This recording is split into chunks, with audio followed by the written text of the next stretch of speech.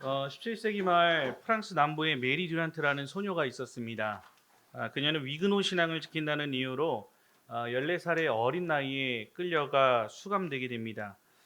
위그노는 종교개혁 당시에 칼빈 신앙이 프랑스 땅으로 전해지게 되면서 프랑스 내의 칼빈주의 개신교 신자가 된 개종이 된 사람들을 뜻합니다.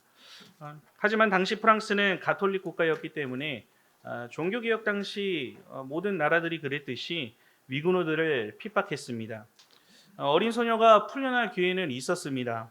신앙을 부인하지 않겠다라고 하는 그 한마디만 하면은 너에게 자유를 줄 것이다라고 했던 것이 그 당시 프랑스 가톨릭에서 말하는 내용이었습니다. 하지만 그녀가 그렇게 했습니까? 그렇지 않았습니다. 그렇게 30여 명의 위그노 여인들과 함께 38년을 감옥에서 지내게 됩니다. 그 오랜 세월 동안 그녀가 감옥벽에 써놓은 단어는 인내였습니다. 이처럼 신앙의 선배들은 복음을 지키기 위해서 마땅히 자신을 희생하였고 또 목숨까지 내어놓는 일도 마다하지 않았다는 것을 우리가 교회사를 통해서 잘 알고 있는 내용입니다. 왜냐하면 무엇으로도 바꿀 수 없는 그 복음의 가치를 그들은 알고 있었기 때문입니다. 오늘 본문에 등장하는 사도 바울 역시 같은 믿음의 본을 먼저 보였던 사람입니다. 다메섹 도상에서 예수 그리스도를 만났죠. 그리고 그의 인생이 완전히 전환을 받게 됩니다. 바울은 복음을 위해 사는 존재가 되었고 복음을 위해 위험을 감수했고 심지어 죽음의 길도 마다하지 않았습니다. 그는 복음을 지켜내고 전하는 일이 자신의 사명임을 분명히 잊지 않았습니다. 오늘 갈라디아서 2장의 말씀은 이 바울이 복음을 타협 없이 지켜내고 또 그 복음으로 공동체가 하나 되는 모습을 보여줌으로써 복음에 있어서의 또 다른 가치를 분명히 나타내주고 있습니다. 그렇다면 우리는 이러한 말씀 앞에 이렇게 질문할 수 있어야 합니다. 신앙의 선배들이 목숨을 걸고 지켜온 이 복음의 가치를 우리는 어떠한 모습으로 지켜낼 수 있을까라고 하는 질문입니다. 또 교회 공동체가 서로 분열하고 갈라지는 것이 아니라 진정으로 하나된 모습이 되어서 한 믿음을 가지고 하나님 앞에 복음을 전달해 내는 이 방법은 과연 무엇이 있을까? 이러한 질문들입니다. 오늘 바울은 이에 대한 답을 우리에게 말씀을 통해 들려주고 있습니다. 오늘 우리에게 주신 본문의 말씀의 중심으로 복음의 가치를 깨달은 성도로서 교회 공동체 안에서 우리가 지켜내고 나타내야 할 모습이 무엇인지를 함께 생각하며 은혜를 나누고자 합니다. 첫 번째로 절대 진리인 복음의 모든 것은 복음을 위한 비본질적 수단이 된다는 것을 알아야 합니다.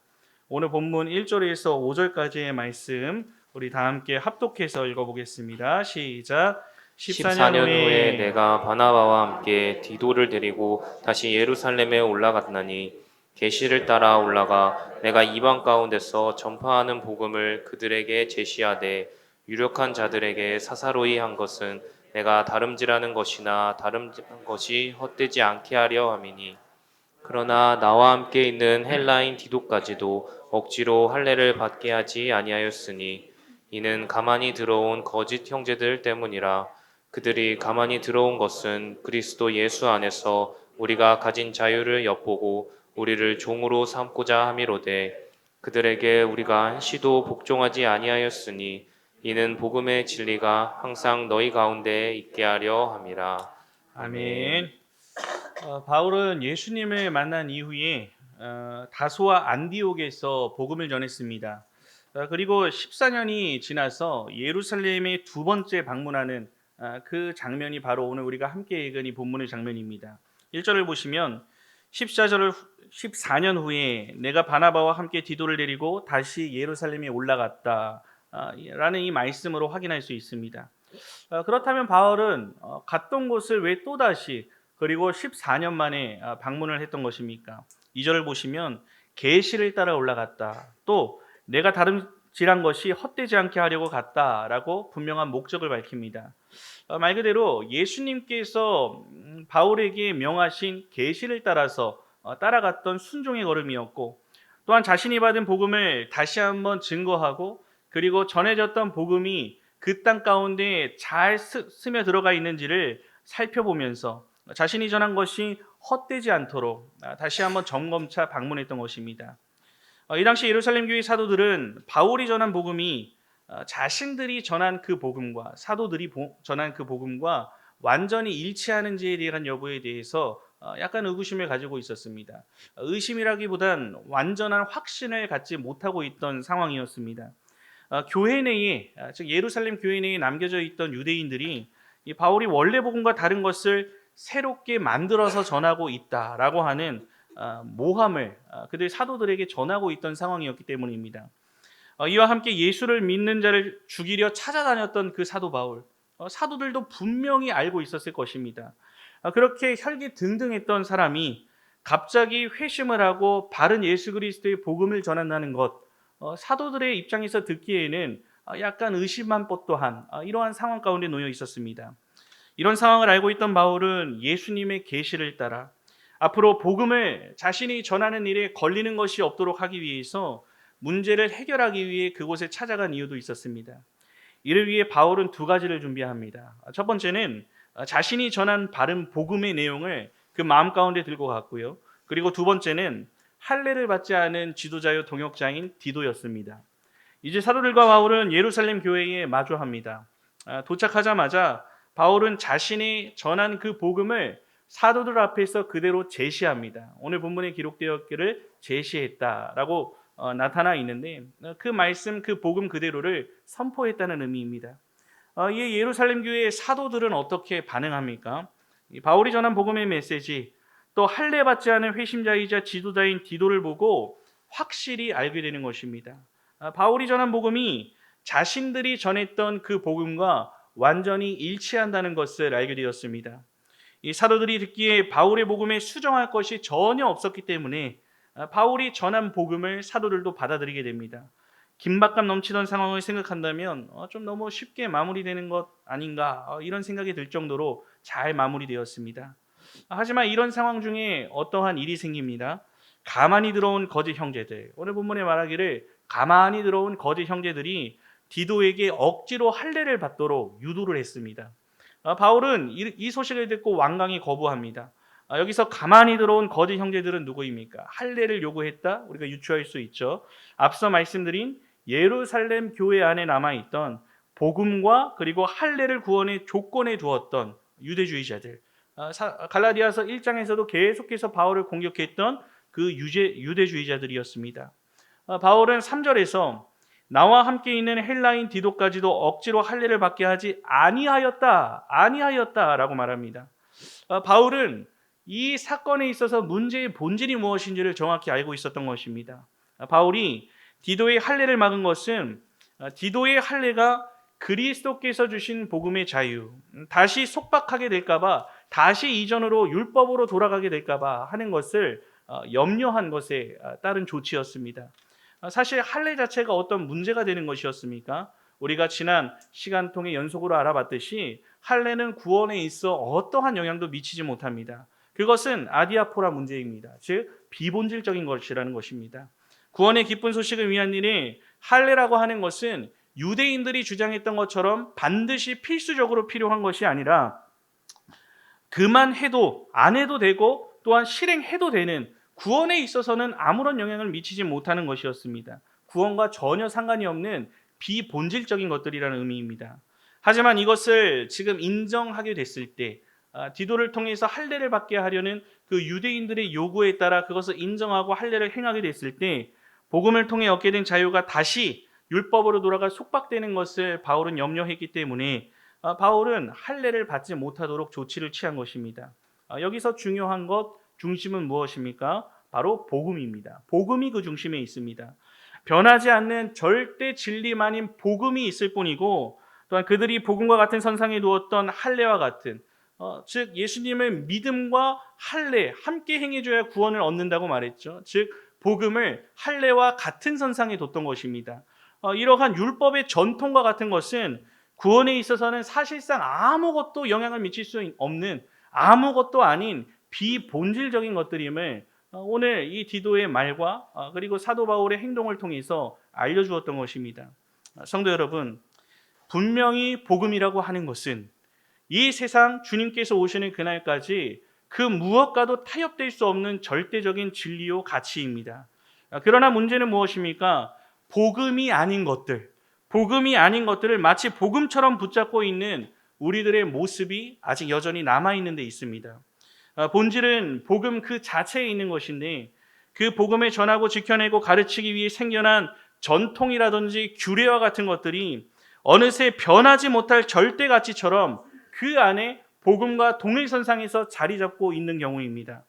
성경에서 예수님이 책망하신 장로들의 유전이 그런 것 아니었습니까? 복음을 위한 수단으로 세워진 것들은 모두 아디아포라 문제, 곧 비본질적인 것들입니다. 그것들은 얼마든지 변할 수 있는 것들이고 또한 상황에 맞춰서 변해야 할 필요성이 있는 것들도 있습니다. 이 바울이 디도의 할례를 거부한 이유도 단순히 유대인과의 기싸움을 벌여서 그곳에서 승리해야만 내가 이곳에서 복음을 전할 수 있다 이런 차원이 아니었습니다. 그의 관심은 오직 예수 그리스도의 복음만이 바르게 지켜지고 전해지기를 바랬다는 것에 초점이 있습니다. 만일 구원의 조건에 할례가 덧붙여진다면 그것은 복음의 본질을 심각하게 훼손하는 일이었습니다. 복음이 아니게 된다고 했습니다. 그렇기 때문에 그는 한치도 양보하지 않는 모습을 끝까지 보였습니다. 그러나 사도행전 16장을 보시면 이런 사건이 있습니다. 바울이 사랑하는 또 다른 동역자, 디도만큼 사랑했던 나의 사랑하는 아들이라고 칭할 정도로 사랑했던 동역자인 디모데, 그 디모데에게 사도 바울이 직접 할례를 행하는 장면이 나타납니다. 그렇다면 여기서는 왜 그렇게 직접 할례를 행했습니까? 여전히 구원의 조건으로서 할례는 바울로서는 단호히 거부하고 있었지만 유대인들에게 복음을 전하는데 그것이 걸림돌이 된다면 할례를 받지 않았다는 이유로 그들이 복음을 영접하지 않을 우려가 있다면 그것은 비본질적인 것들이기 때문에 기꺼이 행할 수 있었다는 것입니다. 바울은 언제나 그 중심에 복음의 가치를 두었던 것입니다. 그 복음을 위해 비본질적인 것들을 자유롭게 복음을 위해 선용할 줄 아는 사람이었습니다. 성도 여러분, 이 교회는 복음으로 부름받아 세워진 공동체입니다. 그렇다면 교회의 모든 것들은 복음을 위한 것들이 되어야 합니다. 복음을 전하기 위해서라면 이 비본질적인 것들을 얼마든지 수단으로 사용할 수 있습니다. 물론 무분별적으로 사용해서는 안 되죠. 지혜롭게 성경적인 가치와 도덕적인 가치에 따라서 우리는 그것들을 사용할 수 있습니다. 바울은 디도가 할례를 받지 않도록 하여 복음을 지켰고 또한 디모데에게 할례를 행함으로써 복음을 전했습니다. 이처럼 복음을 지키고 전하기 위해서라면 비본질적인 것들은 언제든지 유연할 수 있어야 한다는 것을 보게 됩니다. 우리 남북영교회가 시작된 지 이제 1년 8개월이지만 그 뿌리는 45년의 역사와 전통 위에 서 있습니다. 우리는 그 전통을 소중히 간직하고 여겨야 합니다. 또한 교단의 소중한 전통이 우리에게 주어져 있습니다. 신앙의 선배들이 모진 고문 앞에서도 어떠한 핍박을 견뎌내고 복음을 부인하지 않고 피 흘려 지켜온 그 순교자의 모습, 그 순교자의 정신, 그리고 하나님 중심, 교회 중심, 성경 중심의 생활 원리, 오직 성경과 오직 하나님의 영광을 위해서 살아간다고 하는 개혁신앙의 명맥은 반드시 지켜져야 할 귀한 신앙의 유산입니다. 이것이야말로 복음을 성경적으로 전하고 성경적으로 풀어낼 수 있는 귀한 토대가 되기 때문입니다. 그러나 동시에 전통 속의 장로의 유전처럼 본질이 아닌 것들도 함께 들어와 있을 수 있습니다. 그것들은 반드시 지켜져야 할 복음의 가치가 아니라 언제든지 변할 수 있는 관습과 규정들일 뿐이라는 것을 기억해야 합니다. 혹시 우리 안에 그런 것들을 복음보다 더 귀하게 여기는 것은 없는지 살펴보고 돌아봐야 합니다. 좋은 전통은 물론 지켜져야 하고 소중히 여길 수 있어야 하지만 그것이 복음 전파와 교회 성장에 유익하지 않고 그저 예전부터 해오던 것이라는 이유만으로 우리가 붙잡고 있는 것이라면 그것은 더 이상 복음을 위해 유익한 것이 아니라 복음을 위한 짐이 될 수 있다는 것도 생각할 수 있어야 합니다. 복음은 결코 변할 수 없습니다.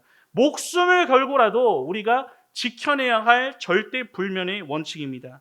그러나 복음 외의 모든 것들은 하나님의 뜻에 따라 선하게 바뀌기도 하고 우리가 지혜롭게 활용할 수 있다는 것을 기억해야 합니다. 복음을 위해서라면 이러한 변화, 우리가 오랫도록 신앙생활 한 사람일수록 그 변화가 불편할 수도 있습니다. 내가 누려왔던 것이 없어지는 그 현실 가운데에 그것들을 바라보는 입장에서 마음이 아플 수도 있습니다. 그리고 익숙한 것을 내려놓고 새로운 것을 따라가야 하는 부담이라는 것이 작용할 수도 있습니다. 그러나 그것이 복음을 바르게 세워가는 일이고 교회와 성도의 신앙을 견고하게 만들어갈 수 있는 수단이 된다고 한다면 우리는 기꺼이 순종하고 그것에 따라갈 수 있는 유연함이 필요합니다. 우리가 이 자리에 도대체 왜 모여 있는 것입니까? 왜 주일 이 바쁜 시간, 쉴 수도 있는 시간에 우리가 이 자리까지 나와 있는 이유가 무엇입니까? 한 주의 모든 시간들을 나를 위해서 소비하기도 아까운 시간에 왜 새벽을 깨워서 기도하고 수요일과 금요일 깨워 하나님 앞에 나와 예배드리고 기도하면서 이런 남들보다 2배나 더 바쁜 삶을 우리가 살아가고 있는 것입니까? 그 이유는 복음을 위해서입니다. 복음을 지키고 복음을 전하기 위해서 우리가 이 자리에 모여 있는 것입니다. 복음을 전하고 가르치고 제자를 세우라고 주님께서는 우리 각자를 불러주시고 세상의 곳곳에 하나님의 교회를 세워주셨습니다. 아직 복음을 알지 못하는 그들에게, 아직 복음의 은혜를 누리지 못한 자들에게, 그리고 믿음이 연약한 자들에게 이 복음이 들려지기를 원하는 하나님의 뜻이 있어서 우리를 이 자리에 남겨두시고 교회를 세우시고 복음 운동을 하나님의 은혜 가운데 계속해서 이어갈 수 있도록 이끌어 주셨습니다. 복음을 통해 그들이 은혜를 누리게 하는 것, 그것이 바로 우리가 존재하는 이유라는 사실을 다시 한번 기억하시기 바랍니다. 그러므로 복음만은 결코 타협할 수 없다는 사실을 붙들되 복음을 위해서라면 그 외의 모든 것들을 기꺼이 내려놓고 복음만을 위하여서 희생하고 헌신하고 그것을 붙들고 수용할 수 있는 이러한 성도들의 삶을 살아가기에 부족함이 없는 우리 남부교양의 모든 성도들이 다 되시기를 우리 주님의 이름으로 간절히 축원합니다. 둘째로 동일한 복음의 진리 안에서 공동체의 진정한 연합을 이루게 됨을 기억해야 합니다. 오늘 본문 6절에서 10절까지의 말씀 다 함께 합독해서 읽도록 하겠습니다. 시작. 유력하다는 이들 중에 본래 어떤 이들이든지 내게 상관이 없으며 하나님은 사람을 외모로 취하지 아니하시나니 저 유력한 이들은 내게 의무를 더하여 준 것이 없고 도리어 그들은 내가 무할례자에게 복음 전함을 맡은 것이 베드로가 할례자에게 맡음과 같은 것을 보았고 베드로에게 역사하사 그를 할례자의 사도로 삼으신 이가 또한 내게 역사하사 나를 이방인의 사도로 삼으셨느니라. 또 기둥같이 여기는 야고보와 게바와 요한도 내게 주신 은혜를 알므로 나와 바나바에게 친교의 악수를 하였으니 우리는 이방인에게로 그들은 할례자에게로 가게 하려 함이라. 다만 우리에게 가난한 자들을 기억하도록 부탁하였으니 이것은 나도 본래부터 힘써 행하여 왔노라. 아멘. 앞서 살펴본 대로 사도 바울이 전했던 그 복음은 조금도 수정할 것이 없었습니다. 그렇기 때문에 6절에서 이렇게 말하죠. 저 유력한 이들은 내게 의무를 더해 준 것이 없고 라는 말입니다. 여기서 유력한 자들은 누구입니까? 예루살렘 그 교회 안에 머물고 있던 교회의 사도 베드로와 그리고 야고보와 요한을 가리킵니다. 사도들이 바울에게 어떤 의무를 더해 준 것이 없다라고 하는 이 말이 말씀드린 대로 바울이 전한 복음에 조금도 사도로서 들어도 그것이 수정할 것이 조금도 없는, 손색이 없는 완벽한 복음이었음을 뜻하는 말씀입니다. 오히려 사도들은 한 가지 사실을 인정하게 됩니다.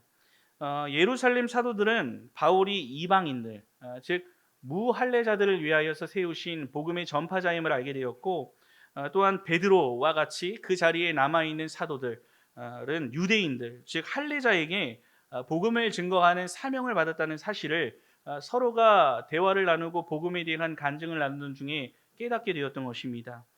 예수님께서 베드로를 유대인의 사도로 삼으신 것처럼 바울을 이방인의 사도로서 세우셨습니다. 물론 각자 고유한 역할을 맡고 있다고 해서 바울이 유대인에게 절대로 복음을 전해서는 안 되고 또한 사도들이 이방인에게 복음을 절대로 전해서는 안 되는 이러한 상황은 결코 아닙니다. 중요한 것은 바울이나 베드로가 전하는 그 복음의 지역과 대상은 달랐지만 그들이 전하는 복음은 본질상 같았다는 데 있습니다. 이들에게 주어진 역할은 달랐지만 예수 그리스도로부터 그 복음을 담고 그 복음을 전하는 사명을 동일하게 받았다는 것, 이것을 그들은 깨닫게 되었던 것입니다. 그렇다면 동일한 복음의 가치를 공유하게 된 이 사도들과 바울에게 어떠한 일이 일어납니까? 9절을 보시면 야고보와 게바와 요한이 바울과 바나바에게 친교의 악수를 합니다. 이들이 서로 복음의 동역자로서 서로를 인정하는 모습을 보인 것입니다. 같은 복음을 주시고 그 복음을 전하라 명하신 주님 앞에서 맺는 친교의 약수였습니다. 사명감을 가지고 그 사명을 함께 공유하는 거룩한 악수였습니다.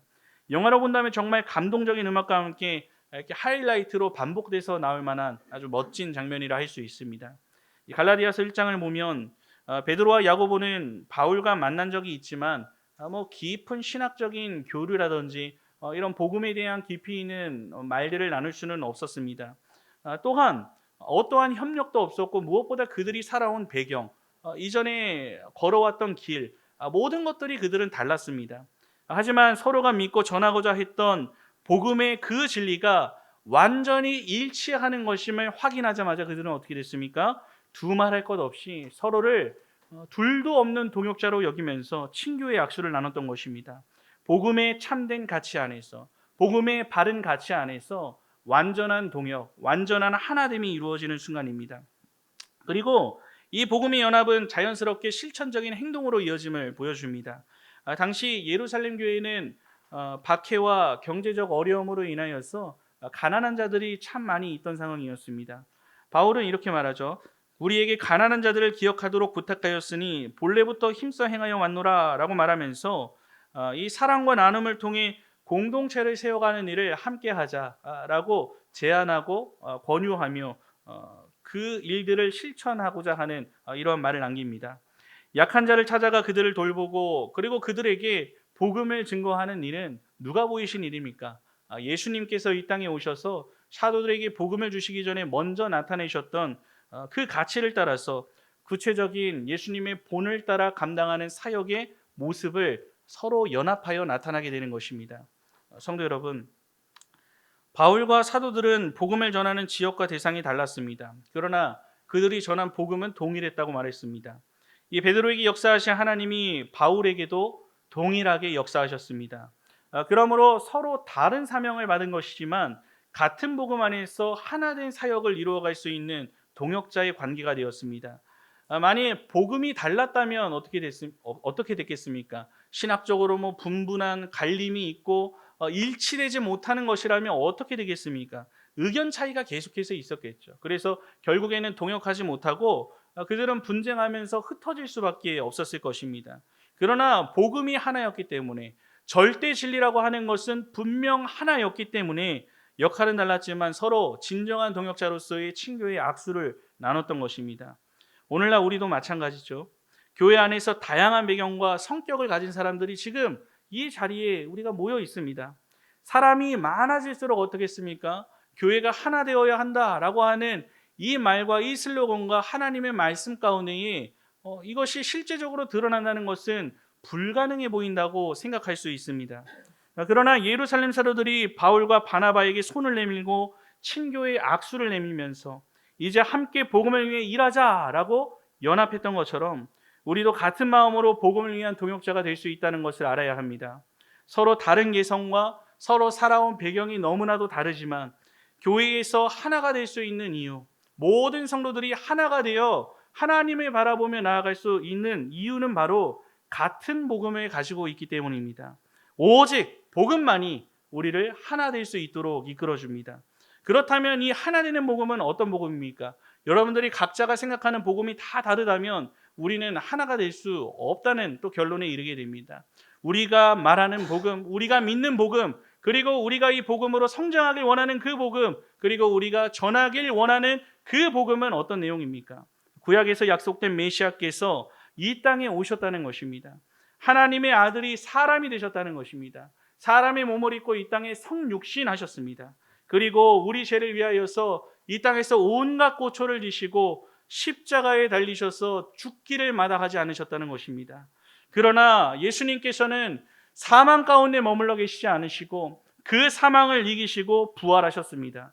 그리고 이 땅에서 많은 사람들에게 부활하신 자신의 몸을 보이셨고 내가 속히 다시 오실 것이라 약속하시면서 하늘로 승천하셨습니다. 이 사실, 이것이 바로 복음의 핵심.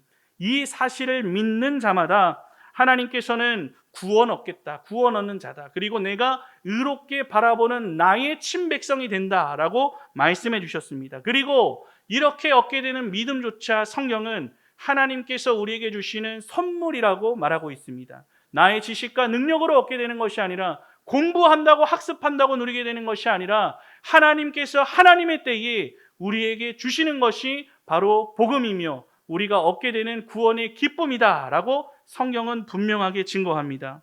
이와 동시에 땅끝까지 복음을 전하라는 사명이 우리에게 주어져 있습니다. 너 혼자 그 구원의 은혜를 누리면서 살아가라고 하는 것에 멈춰져 있지 않고 그 복음을 받은 자로서 하나님의 명령만을 쫓아 그 복음이 증거되는 일을 위해 그리고 그 복음으로부터 우리 교회가 변화를 받고 모든 성도들이 복음 안에서 자유하며 복음 안에서 영적인 성화의 열매를 맺어가는 이 일을 위해 힘쓰는 것, 이 사실을 믿고 나아가는 것, 이 사실 앞에 하나가 되고 그것이 우리의 비전이 될 때 우리는 하나의 공동체로서 하나님이 보시기에 기뻐하시는 영적인 걸음을 걸어가게 되는 것입니다. 그리고 이 일을 위해 하나님께서는 이 나라에 얼마나 수많은 교회들이 있습니까? 그 중에서도 여러분 각자를 이 남부경합교회로 부르셨습니다. 이 자리에서 복음을 가르치고 배우고 행하는 공동체로서 자신의 신앙을 그리스도의 장성한 분량까지 이르도록 힘쓰고자 하는 자들 하나님께서 이 자리에 불러주셨습니다. 또한 지역과 세계를 품고 지상명령을 수행하는 전도와 선교의 공동체로서 복음을 전파하는 일에 힘을 쓰도록 여러분들을 이 자리에 불러주셨습니다. 성도의 충만한 사랑 안에 모이기 힘쓰는 교회가 되어서 복음 안에서 누리는 그 사랑과 그 기쁨을 그리고 예배의 기쁨을 회복하는 공동체가 되기 위한 비전을 가지고 여러분들을 불러주셨고 우리는 그 부르심 가운데 순종하여 이 자리에 앉아 있는 것입니다. 그리고 그것이 교회에 주신 복음적인 사명이고 그 교회로 불러주신 각 개인은 그 복음을 살아내길 원하는 믿음의 공동체가 되고자 할 때 우리는 진정으로 주 안에 우린 하나다라고 당당히 외칠 수 있는 귀한 믿음의 공동체로 달려갈 수 있게 됩니다. 이처럼 교회의 참된 하나됨은 복음 위에 세워질 때만 가능함을 믿어야 합니다. 우리의 선한 행실은 부차적인 것일 뿐입니다. 우리가 진정으로 하나된 교회 공동체가 되기 원해서는 한 복음 그리고 복음을 통해 우리에게 주어진 비전 그리고 그 비전을 나의 사명으로 여기고 살아가는 그 행동과 모습 이것을 통하여서 우리가 진정으로 연합하고 하나 될 수 있는 모습을 나타낼 수 있다는 것입니다. 그리고 그렇게 하나 된 교회는 복음을 위한 모든 일들 앞에 힘을 다해 동참하게 됩니다. 그리고 이렇게 한 목적을 바라보고 그 목적을 위해 걸어가는 공동체는 그 어떤 것으로도 무너뜨릴 수 없는 단단한 믿음의 공동체로 계속하여 세워져 나갈 수밖에 없게 됩니다. 교회가 감당하는 사역을 위해 기도하고 또한 여러분들은 각자 주어진 자리에서 충성되이 그 일들을 섬길 때 하나님께서 기뻐하시는 거룩한 공동체, 어떠한 외부의 방해와 핍박 가운데서도 승승장구하며 걸어가게 되는 믿음의 공동체로 세워지게 됩니다. 그러므로 복음이라고 하는 것은 교회를 하나 되게 하는 능력이 된다고 할 수 있습니다. 우리가 진정으로 하나 되길 원한다면 그 복음의 내용을 다시 한번 마음에 담고 그 복음을 어떻게 전하기를 원하는지 교회가 받은 비전과 사명을 여러분들의 마음 가운데 담고 그리고 그것을 위해 힘쓰면서 살아가게 될 때에 우리는 진짜로 복음을 통하여서 하나 되는 은혜와 능력을 우리들의 눈으로 목도하고 우리들의 삶 가운데 체험하게 됩니다. 이 사실을 기억하고 복음의 가치를 붙잡아 한 마음으로 힘써 나아가 하나님이 뜻하신 복음의 사명을 끝내 완수해내고야만은 우리 남부경의 모든 성도들이 되시기를 우리 주님의 이름으로 간절히 축원합니다. 우리 사랑하는 남부경의 성도 여러분, 한 가지 일화를 들려드리려고 합니다. 서서평 선교사가 있습니다. 1880년 독일에서 태어났습니다. 3살 때 엄마는 미국으로 이민을 갔고 그리고 그녀는 조부모의 손에 길러졌다고 합니다. 9살 때 할머니가 돌아가시게 됐습니다. 그래서 그 손에 들려진 한국 주소 그 하나만을 가지고 주소가 적힌 쪽지 하나를 들고 엄마를 찾아 미국으로 가는 게 먼저입니다. 그리고 미국에서 간호학교를 졸업을 하고요. 그리고 성경학교를 거쳐서 나중에 선교사가 됩니다. 그리고 1912년 미국 남장로교회 파송을 받아서 우리나라의 간호선교사로 그 당시 많은 파송받은 미국 교회들이 있었죠. 선교사님들이 있었을 때에 그때 들어오게 됩니다. 그때 나이가 32살이었습니다. 그녀는 22년간 전라도 광주에 있는 제중원에서 간호사로 일하면서 병원 안에서 어려운 자들을 섬겼고 그리고 주일학교를 섬기며 열심히 신앙생활을 해나갔습니다. 14명의 양자와 양녀를 입양했습니다. 그리고 그들을 길러냈습니다. 그리고 38명의 과부들을 자립시켰습니다. 소외당한 사람들, 특히 결핵 환자와 한센병 환자를 한평생 돌보며 살아갔습니다. 그렇게 22년을 우리나라에 와서 헌신하다가 풍토병과 그리고 과로와 영양실조로 인해서 생을 마감하게 됩니다.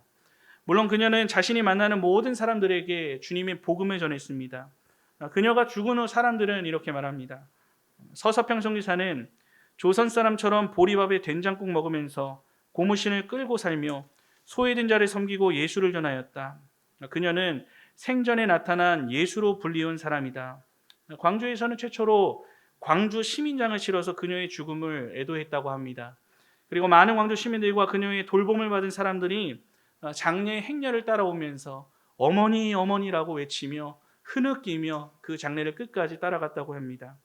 이 낯선 땅까지 와서 온갖 고생을 하다가 풍토병에 걸려서 죽음을 맞이해야 했던 그 이유는 무엇입니까? 두말할 것 없이 복음 때문입니다. 복음 때문에 그러한 희생을 치렀던 것입니다. 복음의 가치를 너무나도 잘 알고 있었기 때문입니다. 그리고 그것이 그녀를 십자가의 삶으로 인도해냈습니다. 우리에게 복음은 그렇다면 얼마나 소중합니까?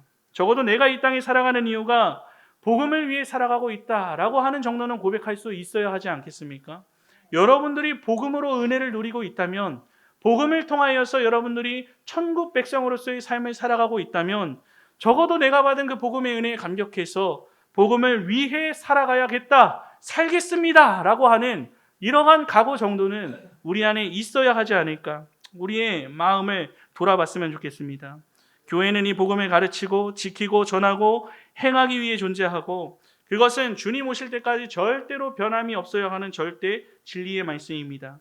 그것을 우리가 전하기 위해서라면 모든 것은 비본질적인 것임을 알고 본질을 위해 행할 수 있는 이 비본질의 모든 것들을 지혜롭게 활용하고 동원해서 그것을 위해 우리는 마땅히 희생과 섬김과 헌심을 나타낼 수 있어야 합니다. 그리고 오직 복음이라고 하는 참된 가치 아래 우리가 모이고, 그리고 그 복음이라고 하는 가치 아래 똘똘 뭉쳐지고 그것을 위해서만 우리가 살아가고자 할 때 그 공동체는 주님 안에서 진정으로 하나가 되는 놀라운 영적인 역사를 이루게 됨을 반드시 기억하시기 바랍니다. 그 하나됨의 모습, 영적으로 하나 되어 똘똘 뭉쳐서 나아가는 그 모습은 주님께서 이 땅의 모든 교회 공동체에 원하는 모습이고, 그 하나됨을 통해 복음은 더욱 힘있게 지켜지고 전해지게 되며 우리 안에 역사를 일으키게 된다는 것, 그냥 일으키는 것이 아니라 힘있는 역사로 일어나게 된다는 것을 반드시 잊지 마시기 바랍니다. 이 복음의 참된 가치를 다시 한번 마음에 새기면서 복음 안에서 참된 연합을 이루는 우리 남부경항의 모든 성도들이 다 되시기를 우리 주님의 이름으로 간절히 축원합니다. 아멘.